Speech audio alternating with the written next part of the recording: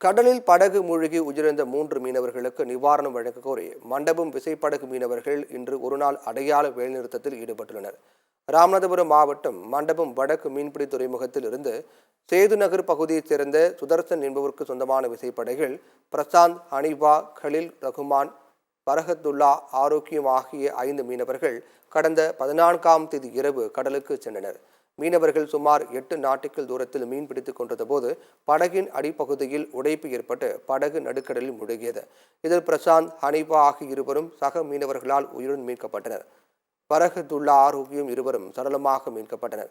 கலில் ரகுமான் என்ற மீனவரை மரைன் போலீசார் தீவிரமாக தேடி வருகின்றனர். இந்நிலையில் படகு மூழ்கி உயிரிழந்த 3 மீனவர்களுக்கு நிவாரணம் வழங்க கோரி மண்டபம் விசைப்படகு மீனவர்கள் இன்று ஒருநாள் அடையாள வேலைநிறுத்தத்தில் ஈடுபட்டுள்ளனர். இதனால் 700க்கும் மேற்பட்ட விசைப்படகுகள் நங்கூரமிட்டு கரையில் நிறுத்தப்பட்டுள்ளன.